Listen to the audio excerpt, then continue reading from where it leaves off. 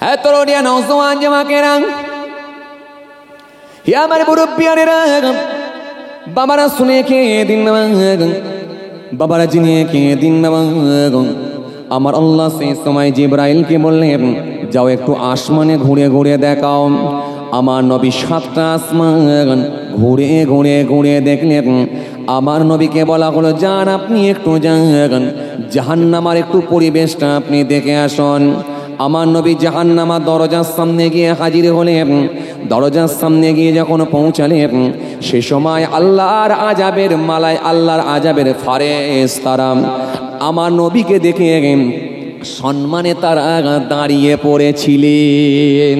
তারা বলেছিল, বালাগাল উলা বিকামালিহি কাসাবাত তুজা বিজামালিহি হাসনাত জামিউ খিসালিহি সাল্লু আলাইহি ওয়া আলিহি। সমস্ত ফারেশতারা উঠে দাঁড়িয়েছে, কিন্তু একটা ফারেশতার ভিতরে অহংকার ছিল। সে আমার নবীকে দেখে দাঁড়ালো না, আমার রাসূলুল্লাহকে দেখে এসে বেপরোয়া ভাব, তার মনটা নরম হলো না। আমার নবীকে দেখে দাঁড়ালো না, আমার নবীকে দেখে উঠলো না, আমার নবীকে দেখে সম্মান দিল না। হযরত জিবরাইল চুপ হয়ে গেলেন, খামোশ খেয়ে গেলেন। এ কি করে? রাসূলুল্লাহর সম্মান আল্লাহ বানিয়েছেন, নবীর ওপরে দরুদ পড়তে আল্লাহ বলেছেন। আল্লাহ নবীর ওপরে দরুদ পড়ে, আর সেই রাসূলুল্লাহর ওপরে ভালোবাসাই কিছুই বলল না, উঠে দাঁড়ালো না। হযরত জিবরাইল ফেরেশতা চুপ করে গেলেন। কিন্তু ফারেশতা যখন একজন ফারেশতা আমার নবীকে দেখে দাঁড়ালো না, সঙ্গে সঙ্গে আমার আল্লাহ বললেন, হে জিবরাইল, ও আমার নবীকে ভালোবাসে না, ও আমার নবীর প্রতি সম্মান দেয় না, ও আমার নবীকে শ্রদ্ধা করে না। যাও, আমি আল্লাহ বলি, জিবরাইল যাও, এখনই ওর ডানা দুটোকে কেটে দাও। ওর ডানাগুলোকে কেটে দিয়ে ওই ফারেশতাকে অন্ধকার জায়গায় নিক্ষেপ করো। হযরত জিবরাইল ফেরেশতা রাগান্বিত হলেন, হযরত জিবরাইল ফেরেশতা রেগে গেলেন। হযরত জিবরাইল ফেরেশতা রেগে গিয়ে ওই ফারেশতার ডানাগুলোকে কেটে দিলেন। ডানাগুলোকে কেটে দিয়ে অন্ধকার জায়গায় নিক্ষেপ করলেন, অন্ধকার জায়গায় ছুঁড়ে ফেলে দিলেন, কারণ নবীর ওপরে ভালোবাসা ছিল না বলে। কথা বুঝতে পারছেন কি বলছি? হ্যাঁ, যে ফারেশতার ভেতরে অহমিকা প্রকাশ পেল, কারণ রাসূলুল্লাহকে ভালোবেসে দাঁড়াতে হবে কেন? নবীর প্রতি শ্রদ্ধা দেখাতে হবে কেন? এই জন্য অহংকার খুব খতরনাক জিনিস, যার ভেতরে ঢুকেছে ধ্বংস তার জন্য নিশ্চিত। এই অহংকার আর হিংসা, এটা যার ভেতরে ঢুকেছে, অহংকার আর হিংসা, এটা একেবারে ধ্বংস নিশ্চিত। এই জন্য আল্লাহ রাব্বুল আলামিন কোরআনে কারীমের মধ্যে বললেন, ওয়াদ্দা কাসীরুম মিন আহলিল কিতাব লাউ ইয়ারুদ্দুনাকুম মিন বা'দি ঈমানিকুম কুফফারা হাসাদাম মিন ইনদি আনফুসিহিম মিন বা'দি মা তাবাyyana লাহুমুল হক ফাআফু ওয়াসফাহু হাত্তা ইয়াতিয়াল্লাহু বিআমরিহি ইন্নাল্লাহা আলা কুল্লি শাইইন কাদির। আল্লাহ কোরআনে কারীমের মধ্যে বললেন, ওয়াদ্দা কাসীরুম মিন আহলিল কিতাব লাউ ইয়ারুদ্দুনাকুম মিন বা'দি ঈমানিকুম কুফফারা। কষ্ট হচ্ছে আপনাদের? জোরে বলেন, ঘুম পেয়ে যাচ্ছে না? হ্যাঁ, রাত অনেক, কি বলেন আপনারা? হ্যাঁ, রাত অনেক না? রাত অনেক, ঘুম পাওয়ারই কথা। ও আল্লাহ, একটা পার হয়ে গেছে তো। হ্যাঁ, আহা, তাহলে দোয়া কর দি নাকি গো? হ্যাঁ, বলে না আর একটু হোক। একবার তাকবীর দেন তো দেখি, না আর তাকবীর। সবাই মিলে দেন না আর তাকবীর। ওয়েদার মেঘলা বলে দিনের বেলা রোজা রেখেছিলেন নাকি? আওয়াজ কম কেন? একদম, একটু সবাই মিলে জোরে আওয়াজ করে দেন না, না আর তাকবীর। সিলসিলা মুজাদ্দিদ জামান দাদা পীরের হক সিলসিলা নার তাকবীর হাজুরডাঙ্গা গ্রামের বাৎসরিক সালে নার তাকবীর মাশাআল্লাহ মাশাআল্লাহ। এই জন্য আমি আপনাদের প্রথমে কি বলেছিলাম, পাপ মুক্ত মানুষ হয়ে যান, পাপ মুক্ত মানুষ হলে আমার আল্লাহর সঙ্গে ট্রানজাকশন তৈরি হবে। আর যদি পাপ মুক্ত জীবন যদি না তৈরি করতে পারে তাহলে টুপি পরা হবে, পাঞ্জাবি পরা হবে, এখানেও সার্ভিস দেবেন, আর কি বলে খাজুরডাঙ্গা বাজারে গিয়ে লটারির দোকানেও সার্ভিস দেবেন। মনে রাখবেন কোনোদিন কিন্তু আমার আল্লাহর সঙ্গে কানেকশন যোগাযোগ থাকবে না। এই জন্য ভাইরা আমার, বাবাজিরা আমার, যে কথা আপনাদের বোঝাতে চাইছি না, এই জন্য ফারিস্তা অহমিকা ঢুকে যাওয়ার জন্য আল্লাহ বললেন যাও ওর ডানা দুটো কেটে দিয়ে ওকে অন্ধকার জায়গায় নিক্ষেপ করে দাও। এই জন্য যার ভেতরে অহংকার আছে সে নাজাত পাবে না, যার ভেতরে হিংসা আছে সে নাজাত পাবে না। কারণ এখানে আল্লাহ কোরআনে কারীমের মধ্যে বললেন ওয়াদ্দা কাসীরুম মিন আহলিল কিতাব লাউ ইয়ারুদ্দুনাকুম মিন বা'দি ঈমানিকুম কুফফারাম হাসাদাম মিন ইনদি আনফুসিহিম মিন বা'দি মা তাবাyyana লাহুমুল হক ফাআফু ওয়াসফাহু হাত্তা ইয়াতিয়াল্লাহু বিআমরিহি ইন্নাল্লাহা আলা কুল্লি শাইইন কাদির। আল্লাহ কোরআনে কারীমের মধ্যে বললেন আহলে কিতাবদের অনেকে চায় ঈমান আনার পর তোমাদেরকে কুফরি অবস্থায় ফিরিয়ে নিতে, ঈমান আনার পর তোমাদেরকে কুফরি অবস্থায় ফিরিয়ে নিতে। আহলে কিতাবদের অনেকে চায় ঈমান আনার পর তোমাদেরকে কুফরি অবস্থায় ফিরিয়ে নিতে, কিন্তু ফেরাতে না পারার কারণে হিংসা বশত তোমাদের ওপর এরূপ আচরণ করে। আজকে সারা পৃথিবীর দিকে তাকান, মুসলমান মার খাচ্ছে। বাবাজি আমার ভাইরা, আপনাদের জানা আছে ইসরায়েলের সৈন্যরা ওই ফিলিস্তিনের মুসলমানদেরকে হাজার হাজার মুসলমান, লক্ষ লক্ষ মুসলমানকে জানে মেরে ফেলেছে। শুধু তাই নয়, আপনাদের জানা আছে মায়ানমারের মুসলমানদের ওপরে কি নির্মম অত্যাচার হয়েছে, কি নির্মম তাদের ওপরে জুলুম হয়েছে, কেমন ভাবে তাদেরকে বাবাজি আমার ভাইরা তাদের জীবনগুলোকে শেষ করে দেওয়া হয়েছে। আপনাদের জানা আছে ও বাবাজি আমার ভাইরা, কারোর গলা কেটে দেওয়া হয়েছে, কারোর জ্যান্ত অবস্থায় পেটের মধ্য থেকে নারী ভুঁড়িগুলো বের করে নেওয়া হয়েছে। গর্ভবতী মহিলার পেটের ভেতর থেকে বল্লামের দ্বারা বড় তরোয়ালের দ্বারা তার বাচ্চা বের করে নেওয়া হয়েছে। কি নির্মম জুলুম হয়েছে, কি নির্মম ভাবে অত্যাচার হয়েছে। কত পাষাণ দিলের মানুষ তারা যেভাবে মায়ানমারের মানুষের উপর অত্যাচার করেছে, গোটা পৃথিবীর কাছে এটা দৃষ্টান্ত। এ তরুণিয়া শুনে রেখে দিন, ও বাবাজি আমার ভাইয়েরা শুনে রেখে দিন। আপনাদের জানা আছে, শুধু তাই নয়, আপনাদের জানা আছে বাবাজি আমার ভাইয়েরা, গোটা ভারতবর্ষের জমিনে যেভাবে আজকে দেখুন মব লিঞ্চিং শুরু হয়েছে, জ্যান্ত মানুষগুলোকে ধরে পিটিয়ে পিটিয়ে খুন করা হচ্ছে। আপনাদের জানা আছে গোটা ভারতবর্ষের জমিনে ও বাবাজি আমার ভাইয়েরা, কোথা সানাউল্লাহ থেকে শুরু করে আফলাক থেকে শুরু করে আফরাজুল থেকে শুরু করে, আপনাদের জানা আছে রাজস্থানের জমিনে যে কাজে গিয়েছিল মালদায় বাড়ি, সেই আফরাজুলের ওপরে ও বাবাজি আমার ভাইয়েরা, আপনাদের জানা আছে তাকে জোর করে তুলে নিয়ে গিয়ে বাবাজি আমার ভাইয়েরা জঙ্গলের ধারে নিয়ে গিয়ে গাঁতি দিয়ে তার ওপর তার গোটা শরীরকে ক্ষতবিক্ষত করে দিয়ে ও বাবাজি আমার ভাইয়েরা তার উপরে পেট্রোল ঢেলে দিয়ে জ্যান্ত অবস্থায় পুড়িয়ে মারা হয়েছে। শুধু তাই নয়, সারা দেশ জুড়ে, সারা বাংলা জুড়ে আনিস খান থেকে শুরু করে যেভাবে নিরীহ মুসলমানগুলোকে মারা হয়েছে, একটা দুটো তিনটে নয়। আমরা দেখতে পাই কিছু হিংস্র পশুর ন্যায় কিছু মানুষ, তাদের চাল চলন, তাদের কথাবার্তাগুলো হিংস্র পশুর ন্যায় হয়ে গিয়েছে। তারা ধর্মের স্লোগান দিয়ে, জয় শ্রীরামের ধ্বনি দিয়ে নিরীহ মুসলমানগুলোকে হত্যা করেছে। একটা দুটো তিনটে নয়, হাজার হাজার। কারোর বাড়ি ভেঙে দেওয়া হয়েছে, দোকান ভেঙে দেওয়া হয়েছে, মাদ্রাসা ভেঙে দেওয়া হয়েছে, ও বাবাজি মসজিদ ভেঙে দেওয়া হয়েছে। এখানে অন্য কিছু কারণ নয়, একটাই কারণ, সেটা হলো হিংসা। আল্লাহ বললেন তোমরা ঈমান আনার পর হিংসা বশত তোমাদের উপরে এরূপ অত্যাচার করে, এইরূপ জুলুম করে, এই জন্য আমি আল্লাহ বলি তোমরা তাদেরকে ক্ষমা করো এবং এড়িয়ে চলো, দূরে থাকো যতক্ষণ না আল্লাহর নির্দেশ হয়। এজন্য আমাদের কাজ হলো ক্ষমা করে দেওয়া, আমাদের কাজ হলো তাদের থেকে এড়িয়ে চলা।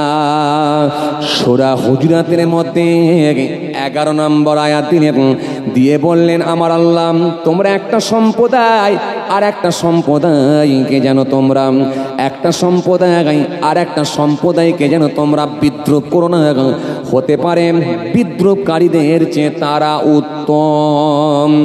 আল্লাহ এখানে কোনো মুসলমানকে ইন্ডিকেট করে বললেন না, কোনো খ্রিস্টান জাতিকে ইন্ডিকেট করে বললেন না, কোনো অমুসলমানকে ইন্ডিকেট করে বললেন না, আল্লাহ কোনো ধর্মের মানুষকে ইন্ডিকেট করে বললেন না, বরং আল্লাহ এটা সার্বিকভাবে বললেন কি কোনো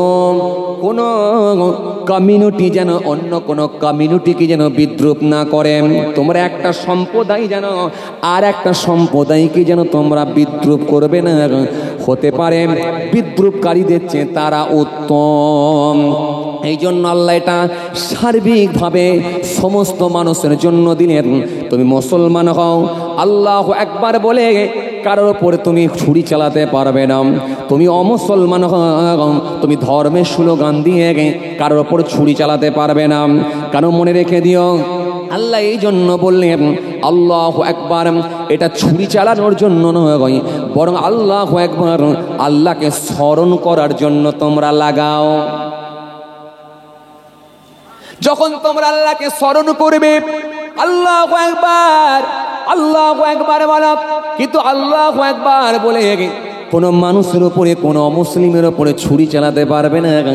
এটা আমার ধর্ম শিখিয়ে দিয়েছে, এই জন্য আমার ইসলাম শিখিয়েছে তোমরা একটা সম্প্রদায় আর একটা সম্প্রদায়কে যেন বিদ্রুপ করো না, হতে পারে বিদ্রুপকারীদের চেয়ে তারা উত্তম। এরপর আল্লাহ কি বললেন, তোমরা একটা নারী আর একটা নারীকে যেন বিদ্রুপ করো না, হতে পারে বিদ্রুপকারীর থেকে সে উত্তম।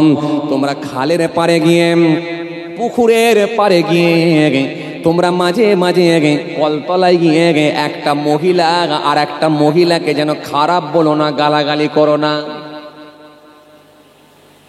কত সুন্দর শিক্ষা আমার আল্লাহর তরফ থেকে। মাঝে মাঝে হয় আপনাদের পাড়ায় নাকি না? এখানকার মেয়েগুলো খুব ভালো, কি বলেন আপনারা? কথা বলছেন না কেন? এখানের মহিলারা সব ভালো, তাই না? যে এই জন্য তো এলাকা গোটা গ্রাম খুঁজলে একটাও বন্ধন ঢোকে না, কি বলেন আপনারা? আই রে হায়, বন্ধন সুদ সব খেয়ে বসে আছে, আর মসজিদে এসে 2 রাকাত নামাজ পড়ে চলে যাচ্ছে। বন্ধন সুদ সব খেয়ে বসে আছে, আর ঈদের দিনে চকচকে জামা পরে সুরমা টুরমা মেখে ঈদ করতে যাচ্ছে। বন্ধন সুদ সব খেয়ে বসে আছে, আর বাবাজি জলসার মাহফিলে এসে ওয়াজ শুনে ঘরে পালাচ্ছে, আবার বন্ধন দিচ্ছে। আই রে হায়, মনে রাখবেন জান্নাতে যাওয়া যাবে না। দেখতে ভালো লাগে না, দাড়ি রাখবেন, দেখতে ভালো লাগবে, কারণ দাড়ির কাজ হলো বেরিয়ে পড়া, আর আপনার কাজ হলো কেটে কেটে ছোট করা। সুতরাং আপনি যদি তাকে সুযোগ দেন, সে দেখবেন তার কাজ সে কমপ্লিট করে দেবে, বড় হয়ে যাবে। দাড়ি রাখলেন, গেট আপ চেঞ্জ হয়ে গেল। 500 টাকা খরচা করলে আমার থেকে সুন্দর জামা পেয়ে যাবে, 150 টাকা খরচা করলে আমার থেকে ভালো টুপি পেয়ে যাবেন।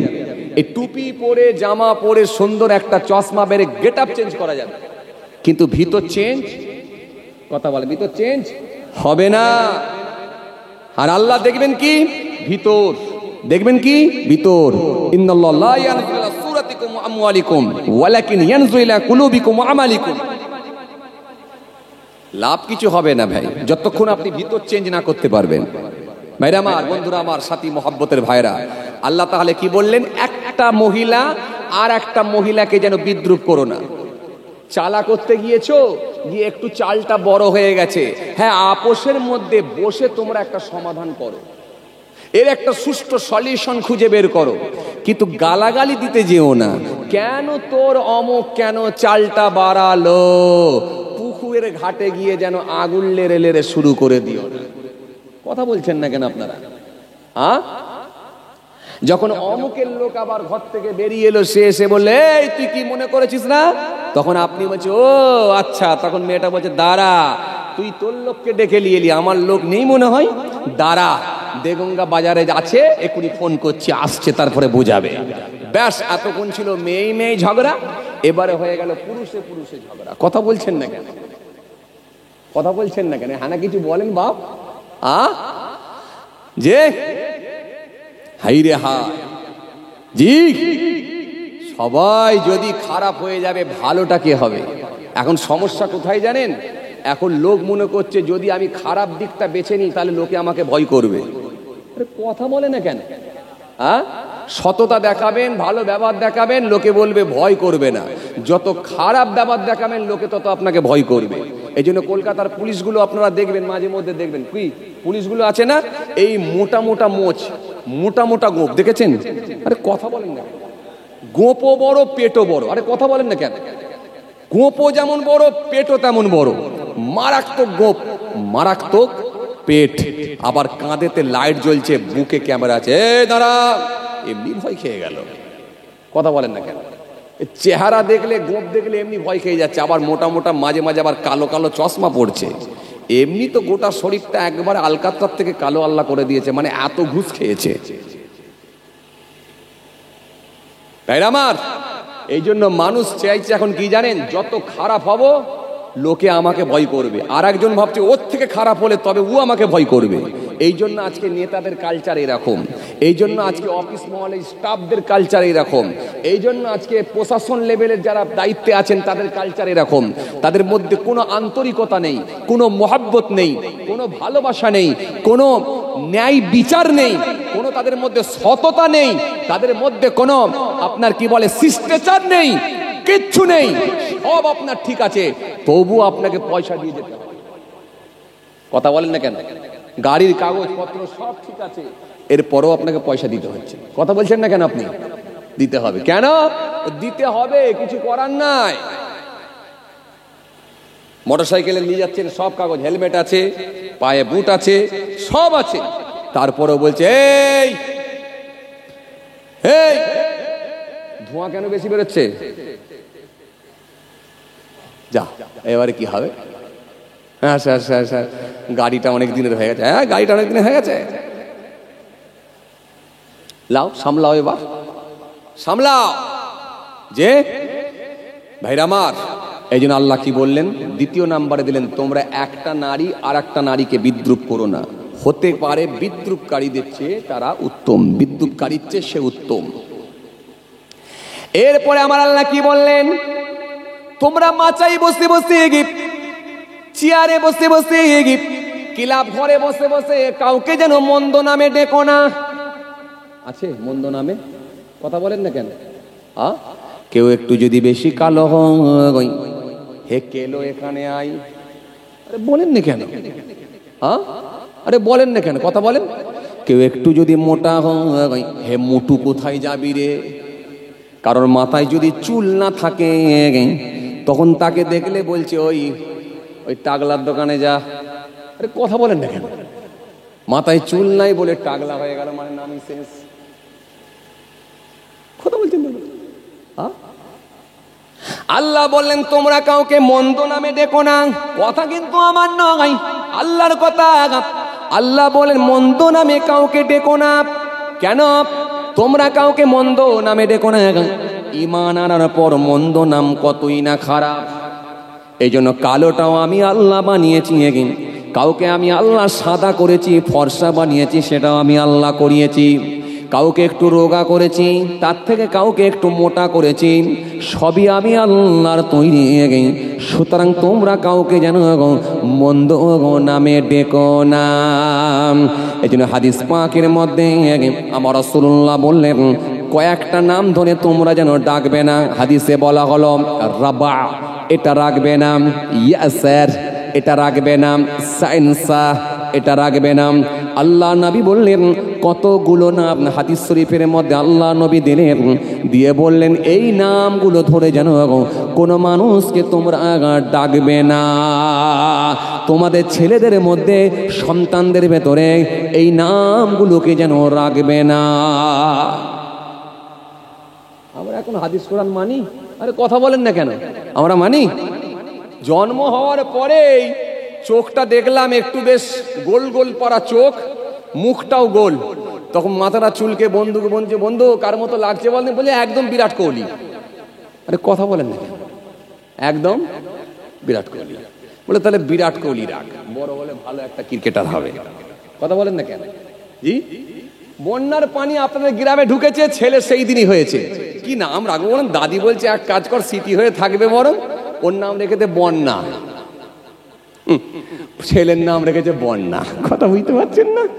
আমি বলি বড় হোক, ও ভাসিয়ে নিয়ে যাবে। এখন থাক, বড় হলে ও ভাসিয়ে নিয়ে যাবে। এখন শখ করে বন্যা নাম রেখেছে। কথা বুঝছেন না? এই যা খুশি তাই নাম। আল্লাহ নিজে বলছে তোমরা মন্দ নামে ডেকো না, মন্দ নাম রাখবেন না। এই জন্য প্রত্যেকের নামের একটা অর্থ আছে, মানে আছে। রসুল বললেন কি নাম রেখো না। কি নাম? সাইনসা রেখো না। কি নাম? ইয়াসার, এটা রেখো না। কি নাম? রাবা, এটা রেখো না। কারণ রসুল এগুলো কতগুলো নাম হাদিস পাকের মধ্যে একদম উল্লেখ করে দিয়ে বললেন এই নামগুলো যেন রেখো না। কারণ হাদিস পাকের মধ্যে এসেছে, হযরত আবু দারদা রাদিয়াল্লাহু তাআলা আনহু থেকে বর্ণিত একটা হাদিস এসেছে, আল্লাহ রসুল বলছেন কিয়ামতের ময়দানে তোমাদেরকে তোমাদের পিতামাতার নাম ধরে তোমাদেরকে ডাকা হবে। সুতরাং তোমাদের নামগুলোকে সুন্দর সুন্দর নাম রাখো, আল্লাহর নামের সঙ্গে কিংবা তার রাসূলুল্লাহর নামের সঙ্গে মিলিয়ে নাম রাখো, যে নামের একটা অর্থ থাকবে। চলুন আর একটুখানি বলি, কষ্ট হয়ে যাচ্ছে আপনাদের না?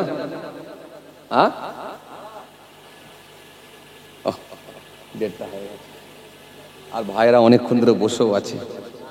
সে প্রথমে একটু বলে ফেলেছিলাম না, ভাইরা চট করে চলে এসেছে। কথা বুঝছেন না? যাক, আর আপনি ওদেরকে কষ্ট দেবেন, ছেড়ে দেন। আল্লাহ যদি ফের করে দিয়ে মৌকা দেন, ইনশাল্লাহ এগুলো নিয়ে আলোচনা করা যাবে। এখন এগুলো খুব অত্যন্ত জানার প্রয়োজন। আজকে আমরা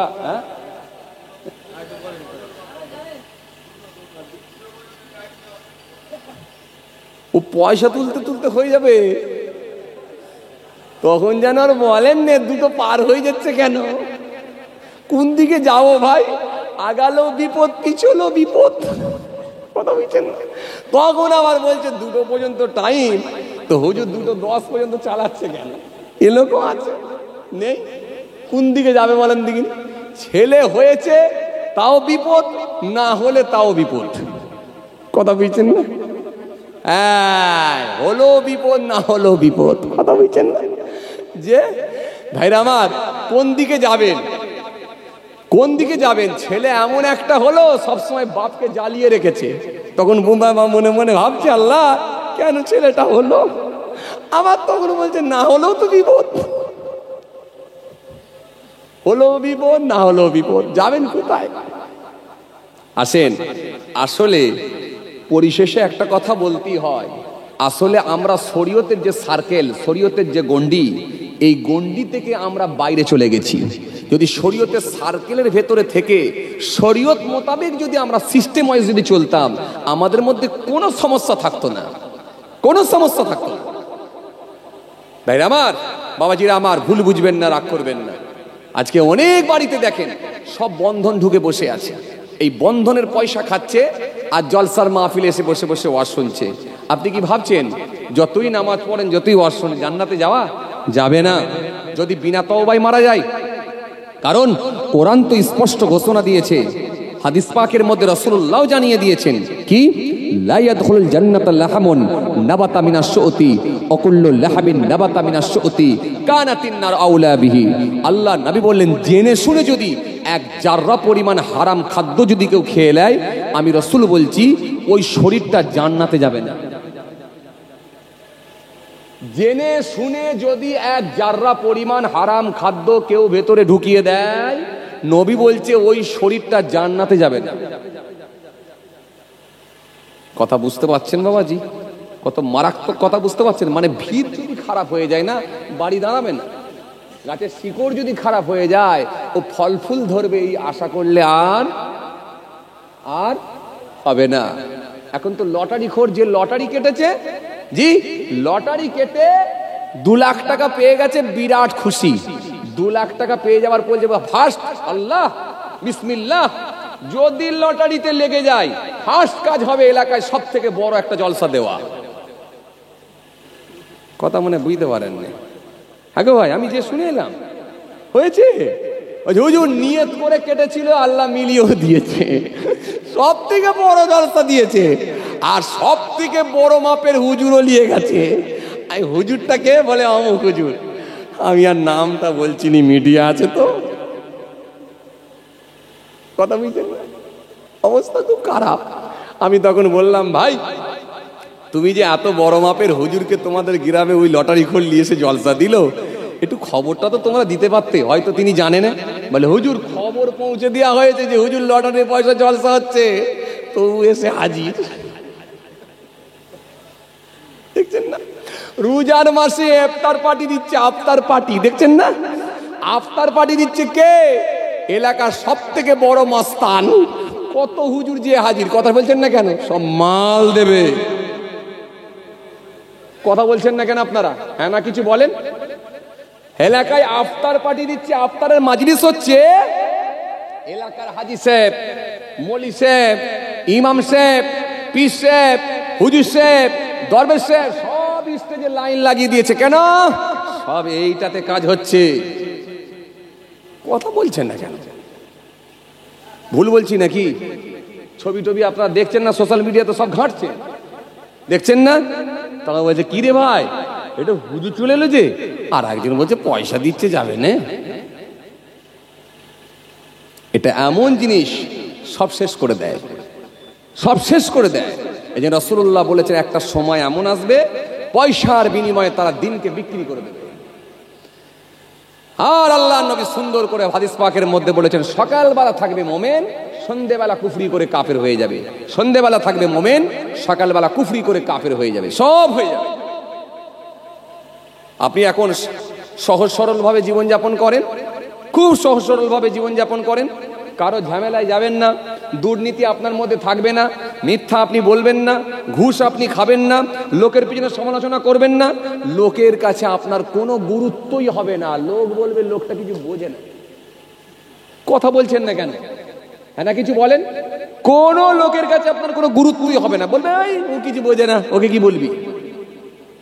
আর এলাকার সব থেকে বড় বদমাইশ, সব থেকে কিলিকবাজ, দুর্নীতির সঙ্গে সম্পৃক্ত, এলাকার বড় ঝান্ডা ধরে রাজনীতির নেতা হয়ে গেছে, তার পিছনে দেখেন সব লাইন দিয়ে পিছনে ঘুরে ঘুরে বেড়াবে। কেন? নেতা যদি আমার হাতে থাকে সব বেটা সাইড। কথা বলছেন কেন? এই জন্য রাসূলুল্লাহ হাদিস দিলেন, মানে আহাব্বা লিল্লাহি ওয়া আকবাদা লিল্লাহ ওয়া আতা লিল্লাহি ওয়া মানা লিল্লাহ ফাকাদ ইসতাকবালাল ঈমান। আল্লাহ নবী বললেন বন্ধুত্ব হবে আল্লাহর জন্য, আর শত্রুতাও হবে আল্লাহর জন্য। কথা কিছু বুঝছেন? বুঝছেন কথা? বন্ধুত্ব হবে কার জন্য? আল্লাহর জন্য। যে লোকটা মসজিদে 5 ওয়াক্ত নামাজ পড়ে, জামাতের সঙ্গে নামাজ আদায় করছে, তাকে দেখবেন এলাকার লোকেরা দেখার জন্য ভিড়ও করবে না, এক কাপ চাও খাওয়াবে না। আর এলাকার সব থেকে চিটিংবাজ, এখন বড় নেতা হয়ে গেছে, এলাকায় যদি একটা মিছিল মিটিং আসে, এ বলবে দাদা আমার ঘরে চলুন না একটু টিফিন করবেন, ও বলবে দাদা আমার ঘরে চলুন না দুপুরে ভাতটা খাবেন, দাদা এই দাদার জন্য একটা কোল্ড ড্রিঙ্কস নিয়ে আয়, চেয়ার টেবিল নিয়ে লাফালাফি দাদাকে খাওয়াতে হবে। কেন? দাদা হাতে থাকলেই সব বেটা ঠান্ডা। লোক কোন দিকে? কথা বলেন, লোক কোন দিকে? এই জন্য আল্লাহ নবী সুন্দর করে বললেন বন্ধুত্ব হবে আল্লাহর জন্য, শত্রুতাও হবে আল্লাহর জন্য। যে লোকটা মিথ্যা বলে না, যে লোকটা সুদের খাতায় নাম তুলে না, ঘুষ নেয় না, পরনিন্দা পরচর্চা করে না, আমানতের খেয়ানত করে না, লোকের জমি বর্গা করে খায় না, যে লোকটা মিথ্যার ওপরে পণ্য বিক্রি করে না, মিথ্যার ওপরে মাল বিক্রি করে না, লোকটাকে যদি সৎ বলে তুমি বুঝতে পারো আমি রাসূল বলছি, তার সঙ্গে তুমি একটু বন্ধুত্ব করো। সুবহানাল্লাহ বলতে পারেন না, জোরে হবে না? তার সঙ্গে তুমি বন্ধুত্ব করো। কে বললেন? আল্লাহ নবী। কিন্তু আমরা বন্ধুত্ব করি কার সঙ্গে? এলাকার একজন বড় চিটিংবাজের সঙ্গে। আমাদের বন্ধুত্ব কার সঙ্গে? সুদখোরের সঙ্গে। আমাদের বন্ধুত্ব কারের সঙ্গে? সিগারেট খোরের সঙ্গে। আমাদের বন্ধুত্ব হলো মিথ্যেবাদীর সঙ্গে। আসলে কিন্তু সৌবতে মানুষ চেঞ্জ হয়ে যায়, পরিবর্তন হয়। আপনি ভালো সৌবতি যেতে পারলেন না, আর কি করে নিজেকে দরবেশ বলবেন? একবার বলেন না। আপনি দরবেশ হতে পারবেন না, কারণ ভালো সৌবতে মানুষের সঙ্গে আপনি ভালো মানুষের সঙ্গে মিশতে পারলেন না। আল্লাহ নবী বললেন, কি বললেন? সত্যতাও হবে আল্লাহর জন্য, সত্যতাও হবে আল্লাহর জন্য, আর কারোর সঙ্গে সত্যতা হবে সেটাও হবে আল্লাহর জন্য। যে লোকটা গাঁজাখোর, যে লোকটা মদখোর, যে লোকটা মিথ্যেবাদী, যে লোকটা ঘুষখোর, যে লোকটা পকেট মার, যারা আগুলের ইশারায় বাড়ি ভাঙা হয়েছে, যারা আগুলের ইশারায় দোকানে শাটার বন্ধ হয়ে গেছে, যার মিথ্যা সাক্ষ্য দিয়ে মানুষের মধ্যে ঝগড়া লাগিয়ে দিয়ে খুন হয়ে গেছে, আল্লাহ নবী বললেন এই মানুষটা থেকে দূরে থাকো, এর সঙ্গে তোমার শত্রুতা হবে। শত্রুতা বলতে অন্য কিছু নয়, তার সঙ্গে যে মারামারি করবে এটা নয়। তোমার অন্তর যদি বলে দেয় লোকটা খুব খারাপ লোক, তার সঙ্গে তুমি আন্তরিকতা করবে না, তার সঙ্গে অন্তরের মোহাব্বত করবে না, তাকে তুমি পাশ কাটিয়ে কাটিয়ে চলো। কথা কিছু বুঝে যাচ্ছে? হ্যাঁ, ফজরের নামাজ পড়ে সামনে দেখতে পাচ্ছে যে একটা লটারির দোকান করেছে এলাকারই একটা ছেলে। তখন ফজরের নামাজ পড়ে চাচা মনে মনে ভাবছে, যাক গ্রামেরই তো ছেলে, একটা ব্যবসা করে খাচ্ছে, অন্তত তার কাছে একটু যায়। গিয়ে বললো, কেন রে ভাই? কি রে ভাই, দোকান কেমন চলছে? তখন বলে, ভাই দোকান আলহামদুলিল্লাহ তোমার দোয়ায় ভালোই চলছে মোটামুটি। একটু বসো। কোথা গেলে? বলে নামাজ পড়তে। বলে, ও অনেকদিন পরে তোমার সঙ্গে দেখা, তো একটু চা খাও। ও বসে বসে লটারির দোকানে চা খাচ্ছে, লটারির পয়সাই খাচ্ছে। কারণ ওর নিয়ত ছিল যে অন্তত যদি একটু ওকে গিয়ে ফুলিয়ে পাম দিয়ে যদি এক কাপ চা খাওয়া যায়। এই তো অবস্থা। আমরা বাদ দিতে পারবো অসৎ লোকগুলোকে? পুরো নিচে থেকে নিয়ে ওপর পর্যন্ত সব দেখেন অসৎ লোকগুলি ভরে গেছে। কথা ঠিক কিনা ভুল বলেন? কার কাছে যাবেন আপনি? কার কাছে যাবেন? কোথাও যাবার রাস্তা নেই, যাবার রাস্তা নেই। এই জন্য রাসূলুল্লাহ বললেন প্রতিবাদের ধারা 3 রকম ভাবে। একটা কি? হাত দিয়ে, জবান দিয়ে, ঘৃণা মনে করে সরে আসা। অন্তত যদি হাত দিয়ে প্রতিবাদ করেন পারবেন না। এলাকার একটা মদের দোকান করেছে আপনাদের সামনে, কথার কথা বলছি, একটা মদের দোকান করেছে, আপনি যে বলতে পারবেন এই মদের দোকানটা ভেঙে উড়িয়ে দেবো? পারবেন আপনি? আপনি বলছেন, কে ভাই তুই মদের দোকান ভেঙে উড়াবি? আমি লাইসেন্স করে বিক্রি করছি। বেশি কথা বললে তোকে একটু দেগঙ্গা থানায় ঢুকিয়ে দেবো। কথা বলেন? তাহলে হাত দিয়ে প্রতিবাদ করার জায়গা আর, কথা বলেন না, জায়গা আর নাই। জবান দিয়ে প্রতিবাদ, হে ভাই এটা করিসনি ভাই, এটা অন্যায় হয়েছে।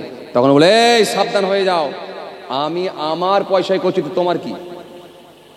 দেখছেন না মাঝে মাঝে এলাকায় যখন মাতালগুলো যখন আসে দেখবেন, এলাকায় যখন ঢোকে দেখবেন রাত্রে 10টা 11টার সময় মদ টদ খেয়ে টলতে টলতে টলতে টলতে যখন গ্রামের রাস্তার ভেতরে গেল, গিয়ে এর নাম ওর নাম 2-4টা পাড়ার ছেলেদের নাম বলবে, দিয়ে বলবে, দেখ ভাই মদ আমি খেতে পারি কিন্তু লোকে ঝেড়ে তো খাইনি, এই জন্য মদ আমি খেতে পারি কিন্তু ইমান আমার পাকা।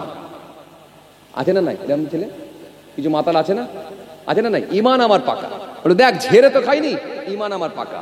সুতরাং তাহলে আপনি তাকে বুঝাতে পাচ্ছেন না যে ভাই মদ খাস না, এটা অন্যায়। এটা কিন্তু বোঝানোর জায়গা নেই। কেন বললি বলবে আমি আমার পয়সায় খাচ্ছি, তো তোমার বাপের কি? আপনি তাকে বুঝাতে পারবেন না। তাহলে হাত দিয়েও পাচ্ছেন না, জবান দিয়েও পাচ্ছেন না। তখন রাসূলুল্লাহ এই হাদিসটা এই জন্য বললেন, তার সঙ্গে তুমি আর আন্তরিকতা বন্ধুত্ব করো না। কারণ যে তোমার আল্লাহর হুকুম মানে না, যে তোমার রাসূলুল্লাহর হুকুম মানে না, তার সঙ্গে কোনো সম্পর্ক চলবে না। আপনি ব্যবসা করুন, আপত্তি নেই, ব্যবসা করুন, আপত্তি নেই, কিন্তু আপনি অন্যায়ভাবে ব্যবসা করতে পারবেন না। হালাল তরিকায় আপনাকে ব্যবসা করতে হবে। এই জন্য ব্যবসা করতে হলেও হাদিস পাকের মধ্যে, কিতাবের মধ্যে এসেছে 5টা শর্ত মেনে আপনাকে ব্যবসা করতে হবে। 5টা শর্ত আপনাকে মানতে হবে, তবে ব্যবসা আপনার জন্য জায়েজ হবে। চলুন, আমি আর সময় আপনাদের কাছ থেকে বেশি নেবো না, কারণ খুব কষ্ট আপনাদেরকে দেবো না। সব কথা বলতে গেলে অনেক সময় লেগে যাবে। কথা বুঝে আসছে ভাইরা আমার? তাহলে যেটা বলতে চাইছিলাম আজকে কি, হিংসা নিয়ে বলতে বলতে কোরআনের আয়াত পড়ছিলাম, পড়তে পড়তে আপনাদের সামনে বলেছিলাম কি, যে নামটা ঠিকঠাক রাখতে হবে। এই নাম রাখার পার্ট নিয়ে আলোচনা করতে করতে আমি এতদূর চলে এলাম। তো যাই হোক, আল্লাহ যদি ফের কোনোদিন মৌকা দেন আবার ইনশাল্লাহ আলোচনা হবে। ইনশাল্লাহ আমার জন্য দোয়া করবেন।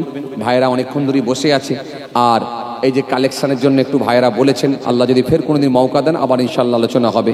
আমার জন্য দোয়া করবেন, আমি আপনাদের জন্য দোয়া করি। আল্লাহ আমাদের সকলকে বলার থেকে শোনার থেকে বেশি বেশি করে আমল করার তৌফিক দান, সকলে বলি আল্লাহুম্মা আমিন। যাই হোক, সকলে 5 ওয়াক্ত নামাজটা পড়বেন, বছরে একটা মাস রোজা রাখবেন, চেষ্টা করবেন হালাল খাদ্যটা খাওয়ার। ভাতটা, খাবারটা, খাদ্যটা অন্তত যেন হালাল হয়, হারাম যেন না হয়ে যায়, এটা চেষ্টা করবেন। কেন হালাল খাবার খেতে পারলেই আপনার জবানের দোয়া কবুল হবে। কথা বুঝে আসছে ভাইরা আমার, বন্ধুরা আমার? যাই হোক, আমার জন্য দোয়া করবেন, আমি আপনাদের জন্য দোয়া করি। ভাইরা আমার, অসমাপ্ত বক্তব্যকে সমাপ্তির দিকে আগিয়ে দিলাম। খুব ভালো লাগছে আজকের মাহফিল, আপনারা এসে বসেছেন। আপনাদের চেষ্টায়, আল্লাহর অশেষ মেহেরবানিতে, মহান আল্লাহ পাকের কৃপায় প্রতি বছরের ন্যায় এই বছরও আল্লাহ রাব্বুল আলামিন দোয়ার মাহফিল করেছেন, করিয়ে নিয়েছেন। আপনারা দোয়ার মাহফিল করেছেন, আল্লাহ কবুল করেন। আমরা জোরে বলি আল্লাহুম্মা আমিন। যাই হোক ভাইরা আমার, সকলে একবার তাকবীর দেন, নারে তাকবীর। আরো জোরে দেন নারে তাকবীর, আরো জোরে দেন নারে তাকবীর। সিলসিলা মুজাদ্দিদুল জামান দাদা পীরের হক সিলসিলা, নারে তাকবীর, নারে তাকবীর। মাশাআল্লাহ মাশাআল্লাহ। আগা এই যে জলসার মাহফিল হচ্ছে, এতে আপনারা সকলে খুশি তো নাকি? একটু হ্যাঁ না কিছু বলেন না রে বাবা, হ্যাঁ খুশি তো নাকি? শুধু মুখে খুশি না কাজে করে দেখিয়ে খুশি? হ্যাঁ ভাইরা আমার, বন্ধুরা আমার, সাথী মহব্বতের ভাইরা, আসেন আমরা প্রত্যেকেই খুশি। এখানে তো কিছু না কিছু কোরআন হাদিসের কথা হয়েছে তো না? টুকটাক হয়নি? একদম হয়নি, কিছু না কিছু হয়েছে। আলহামদুলিল্লাহ। অন্তত এই শিক্ষামূলক আলোচনাগুলো আপনাদের দানেতেই তো আল্লাহ করিয়ে নেয়।